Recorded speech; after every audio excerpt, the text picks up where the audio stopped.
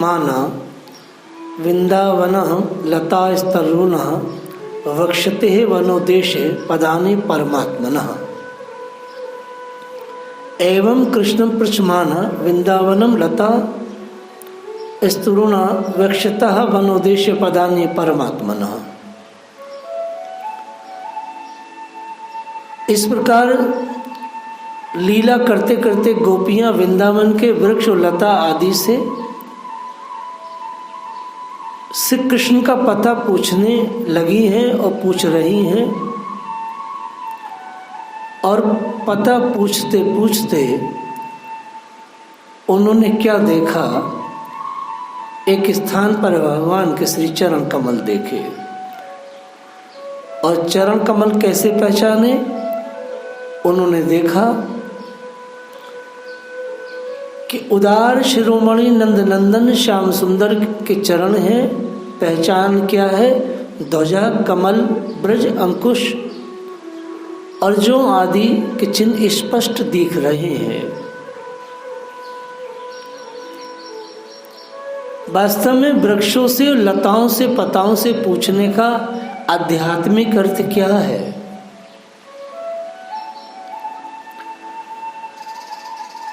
सिर्फ ब्रज गोपियों ने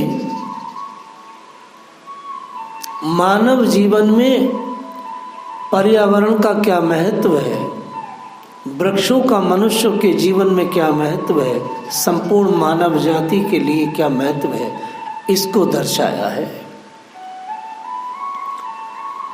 उन्होंने जड़ चेतन सब का स्वागत किया, सबका की आराधना किया, सबको मान दिया।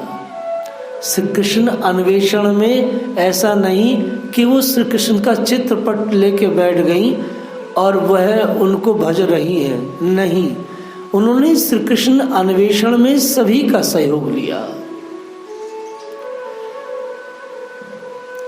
वह श्री कृष्ण अन्वेषण के लिए निकली है, श्री कृष्ण नहीं मिल रहे हैं तो ऐसा नहीं है वो कहीं एक स्थान पर बैठ गई और वह श्री कृष्ण को खोज रही हैं मनगणन तरीके से, बल्कि उन्होंने भी हनुमान जी महाराज जैसा अन्वेषण की का स्तर निकाला।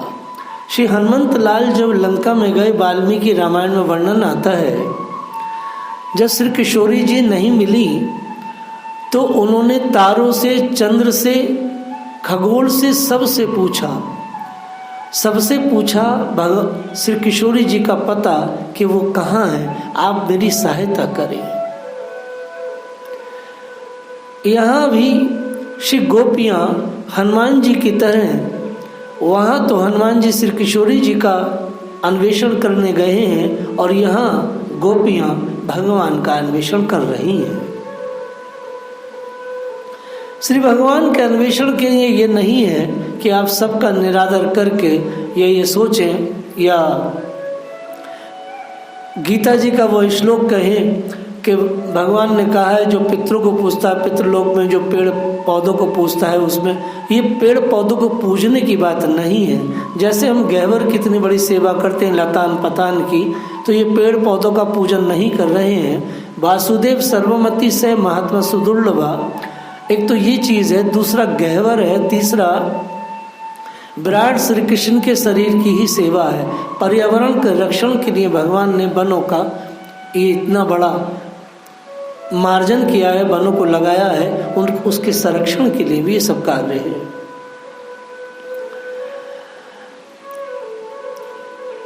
भगवान के चरण चिन्हों के द्वारा ब्रजवल्लभ भगवान को ढूंढती गोपियां आगे बढ़ी। तब उन्होंने श्री कृष्ण के साथ किसी ब्रज युवती के भी चरण चिन्ह देखे। अभी वह भगवान के चरण देख रही थी, साथ में उन्होंने क्या देखा कि किसी ब्रज युवती के चिन्ह हैं। कस्या पदानी चेतानी यथा नंद सुनुना करणो करना यथा। किसी ब्रज युवती के चरण जब देखे तो उन्हें देख करके वह व्याकुल हो गई, क्योंकि इसलिए व्याकुल हो गई, वह स्वामिनी जी के चरण चिन्ह थे। राधा रानी के चरणों को देख करके वह आपस में कहने लगी जैसे हथनी अपने प्रियतम गजराज के साथ गई हो, वैसे ही नंदनंदन श्याम सुंदर के साथ उनके कंधे पर हाथ रखकर चलने वाली किस बड़भागिन के ये चरण चिन्ह है। वह नाम नहीं ले रही है। आगे कहती हैं, अन्य आराधितो नूनम भगवान हरिश्वर। अन्य आराधितो नूनम भगवान हरिश्वर यन्नो विहाय गोविंदा प्रीतो यम नयत रह। अवश्य ही सर्वशक्तिमान भगवान श्री कृष्ण की यह आराधिका ही होगी। यह श्री किशोरी जी का नाम नहीं ले रही हैं, लेकिन डायरेक्ट ये कह रही हैं कि हरिश्वर नूनम भगवान हरिश्वर, यह निश्चित ही अनन्य उस पुराण पुरुष की कोई आराधिका है, तभी उनके वो साथ है। इसलिए इस पर प्रसन्न होकर हमारे प्राण प्यारे श्याम सुंदर ने हमें छोड़ दिया है और उसे एकांत में ले गए हैं। प्यारी सखियों, भगवान श्री कृष्ण अपने चरण कमल से जिस रज का स्पर्श कर देते हैं वह धन्य हो जाती है। उसके अहो भाग्य हैं, क्योंकि ब्रह्मा शंकर लक्ष्मी आदि भी अपने अशुभ नष्ट करने के लिए उस रज को अपने सिर पर धारण करते हैं।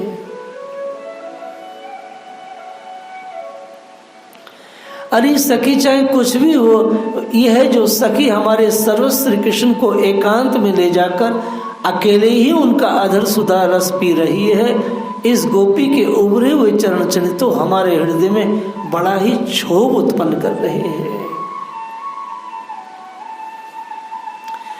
इस तरह से राधा रानी और श्री कृष्ण के चरण चिन्हों को देखते देखते वो उनका पीछा करते करते आगे बढ़ रही थी।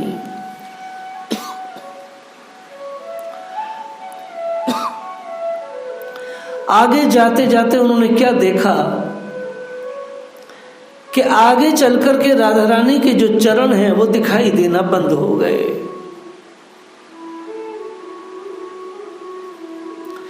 जब राधा रानी के चरण दिखाई देना बंद हो गए तो श्री गोपियां और व्याकुल हुई।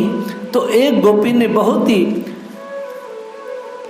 ध्यान पूर्वक जब धरती को देखा तो क्या देख कि गोप्या पश्यत कृष्ण से वराकांत से कामिनः।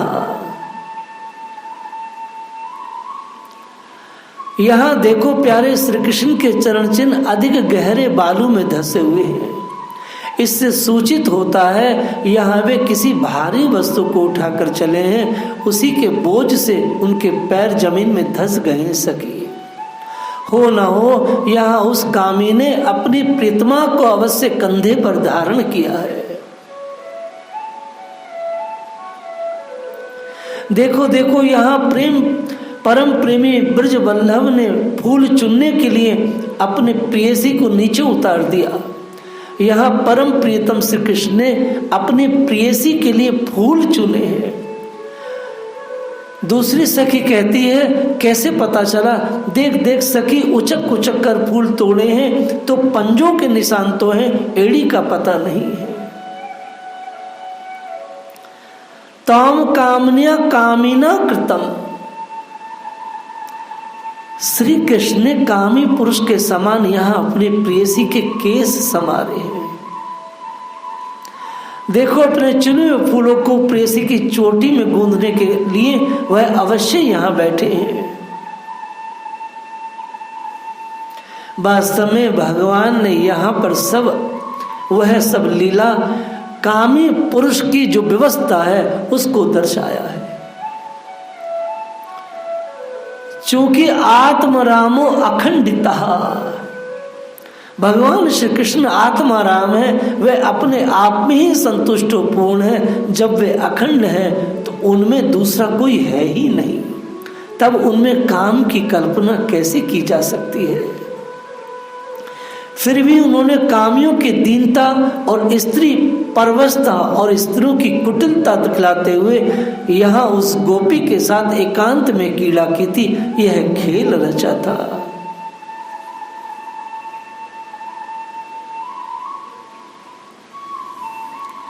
आचार्य सुखदेव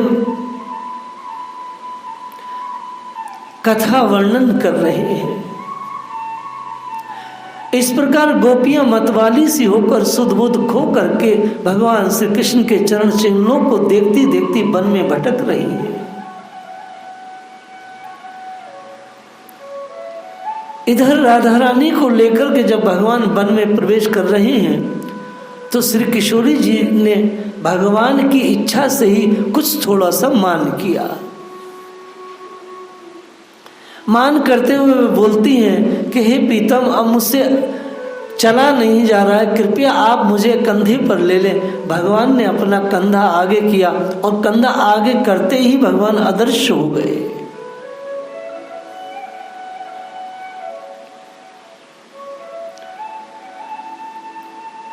भगवान श्री कृष्ण ब्रह्मा और शंकर के भी शासक हैं। वह गोपी वन में जाकर अपने प्रेम और सौभाग्य के मद से मतवाली हो गई थी। राधा रानी जितना भी मान करती है वो श्री कृष्ण की तुष्टि और उनके सुख के लिए करती हैं, क्योंकि राधा रानी जब मान करती हैं तो श्री कृष्ण को बहुत रस आता है। श्री किशोरी जी का जो मान है वह स्त्रियों जैसा नहीं है।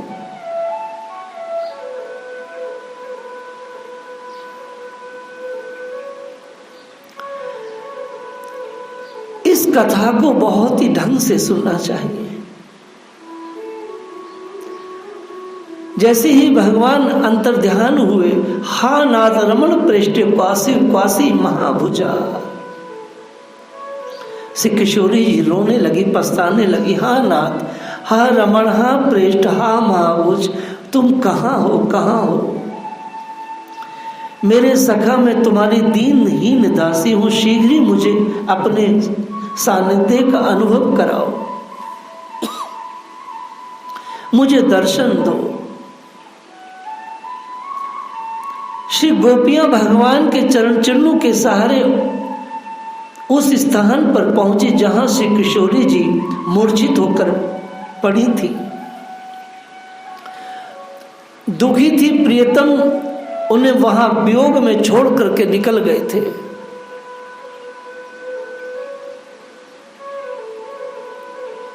राधा रानी का उपचार करके गोपियों ने उन्हें स्वस्थ किया और भगवान की कुटिलता और भगवान का किस प्रकार से भगवान ने उन्हें सम्मान और प्रेम दिया था, ये सब श्री किशोरी जी ने उन्हें समझाया, सुनाया।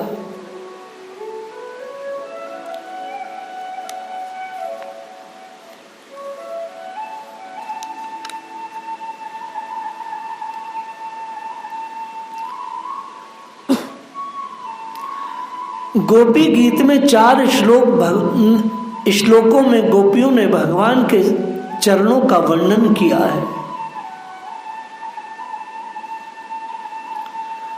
श्री कृष्ण के चरण कमलों में प्रणाम करने मात्र से पाप नष्ट हो जाते हैं, गोपियां ऐसा कहती हैं। सभी मिलकर के भगवान को पुकारने लगी हैं।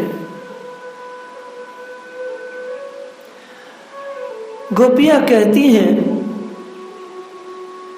जब आप कालिए के फनों पर अपने चरणों को दे सकते हैं, उस पर अपने चरण लुटा सकते हैं, जबकि कालिया ने तो आपको प्रणाम भी नहीं किया है। तब जो लोग श्री कृष्ण के लिए अपने जीवन को दे देते हैं, उनकी तो बात ही क्या है। जिन्होंने श्री कृष्ण को अपना मन दे दिया है, जीवन दे दिया है, उनकी तो बात ही कितनी विशेष है। श्री कृष्ण की विशेषता है कि वह पाप नहीं देखते, अर्थात डार्क साइड जो जीवन का है वो भगवान कभी नहीं देखते। भगवान ने कभी भी किसी भक्त का डार्क साइड नहीं देखा है, वे विचार भी नहीं करते, बस जीव को अपना लेते हैं। जो भी उनके पास पहुंचता है भगवान बिल्कुल भी नहीं देखते कि कैसा पहुंचा, कौन पहुंचा, उसका डार्क साइड क्या है। पूतना का भगवान केवल ये देखा कि वह मेरे पास आई है और यशोदा जैसी ड्रेस पहन करके आई है। भगवान यदि चाहते तो बहुत भारी हो जाते तो पूतना उठा नहीं सकती थी, लेकिन कृष्ण ने पूतना को स्वीकार किया, उसे मां की गति दी। श्रीपाद रूप गोस्वामी कहते अग्नि किसी भी प्रकार से जला देती है, चाहे इच्छा से या अनिच्छा से उसे छू। उसी प्रकार श्री कृष्ण के सामने कोई भी आ जाए तो वह अपनी गति पाएगा ही पाएगा।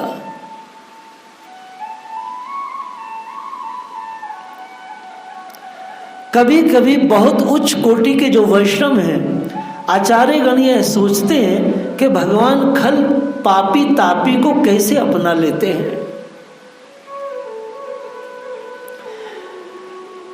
लक्ष्मी को अपने चरण धूलि नहीं दी, वह चरण डायरेक्ट कालिया को दिए हैं। भगवान स्वतंत्र हैं और भगवान के चरणों में पाप नष्ट करने की शक्ति है।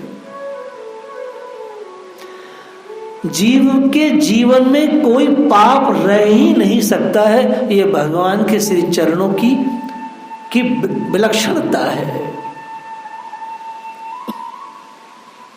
गोपियां गा रही हो, रो रही है। घास चरने वाले पशु के पीछे आप चलते हैं कृष्ण। गोपियां कहती हैं आप घास चरने वाले जो पशु लोग हैं उनके पीछे आप चलते हैं। हे प्रीतम, आप में रसिकता नहीं है। गोपियां भगवान से कहती हैं तुम में रसिकता नहीं है, आपको तो अपने मित्रों के साथ रहना चाहिए, हम स्त्रियों के साथ रहना चाहिए जिनके आप ही सब कुछ है। आप बहुत ही अविवेकी हैं, ये पशु अविवेकी होते हैं, आप इनके साथ क्यों चलते हैं। हे कृष्ण, आपके चरण मनोरथ को पूरे करने वाले हैं। यद्यपि और भी ब्रजवासी भगवान के साथ चलते हैं, परंतु गोपियों को ही कष्ट होता है।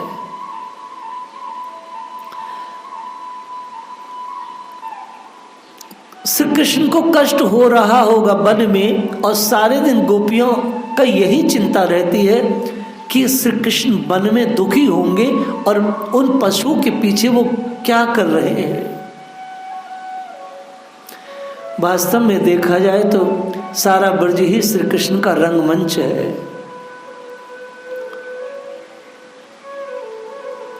कोमल नवनीत जैसा गिरिराज जी गर्मी में सर्दी जैसा मौसम देते हैं, और जब बहुत गर्मी पड़ती है तो ठंडक देते हैं। ये सारी व्यवस्था श्री वृंदा देवी 84 कोस में भगवान के लिए करती है। आचार्यगण कहते हैं आत्महत्या करने वाला जीव केवल अपना सुख के लिए मरना चाहता है। जो भी व्यक्ति आत्महत्या करता है वो सिर्फ और सिर्फ अपने सुख के लिए करता है। परंतु गोपियां मरना नहीं चाहती हैं, क्योंकि वो कृष्ण के लिए जीना चाहती हैं। इसलिए जीना चाहती हैं कि वो उनकी सेवा करना चाहती हैं। इसलिए एक स्थान पर राधा रानी कहती हैं कि काल भी हमें मार नहीं रहा है, क्योंकि हम कृष्ण के प्रिय हैं। परंतु हम मर रही हैं, प्राण निकल नहीं रहा है, मात्र कृष्ण के चरणों में प्रणाम करने मात्र से ही सारे मनोरथ पूर्ण होते हैं।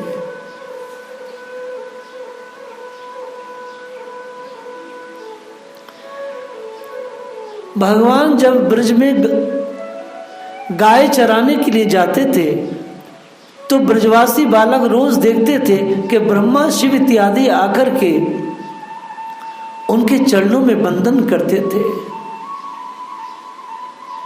ब्रजवासी आकर के अपनी माँओं से कहते थे मैया आज ब्रह्मा आए थे, आज शिव आए थे, आज ये आए थे, आज वो आए थे। नित्य प्रति भगवान के श्री चरण कमलों में ये सभी देवता आकर नमन करते थे।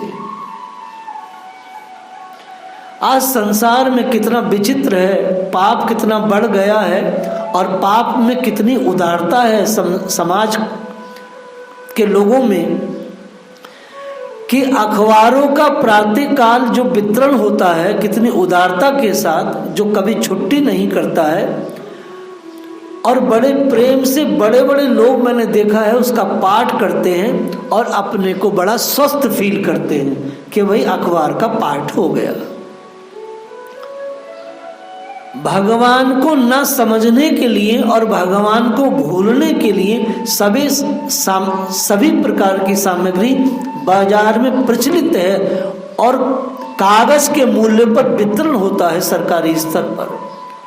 लेकिन पहले भगवान को समझने के लिए और भगवान को अपनाने के लिए सामग्री का वितरण होता था राजा महाराजाओं के द्वारा और प्रचलित था। गोपियां भगवान को खोज रही हैं। गोपियों ने देखा कि किस प्रकार बड़ी बड़ी विपत्ति में कृष्ण चरण में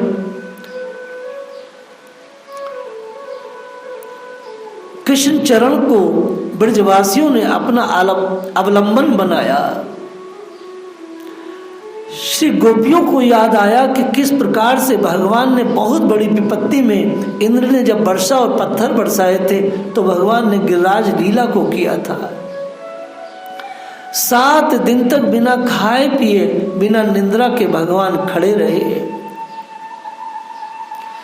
देखा जाए तो भगवान का ये अपना निज स्वभाव है और उन्होंने इस लीला में अपने स्वभाव को दर्शाया है। उन्होंने दर्शाया है कि मुझे खाने पीने की ऐसी वो नहीं है। गोपियों ने देखा जैसे इंद्र ने कोप किया वैसे ही सभी ने नंद बाबा आदि ने श्री कृष्ण के चरणों की शरण ली है। श्री गर्गाचार्य ने कहा था आपका बेटा नारायण के गुणों को लिए हुए है। गोपियों ने विचार किया, स्मरण किया, जैसे द्रौपदी ने चीर में भगवान को पुकारा था, गजेंद्र ने भी भगवान का चरणों का आश्रय लिया था, वैसे ही हम सब भी बड़े कष्ट में हैं और हम भी श्री कृष्ण के चरणों का आश्रय लें। और वह आश्रय कैसे ले रही हैं उन चरणों का? वो कह रही हैं कि हे कृष्ण अब आप लौट आइए, आप नंगे पैर वन में चल रहे हैं, उसमें तृण कंकड़ चुभ रहे होंगे, बस बहुत हुआ, हे प्रीतम आप लौट आइए, लौट आइए, आप वन में नंगे पैर मत चलिएगा। आगे का भाव को हम लोग कल स्मरण करेंगे। जय श्री राधे।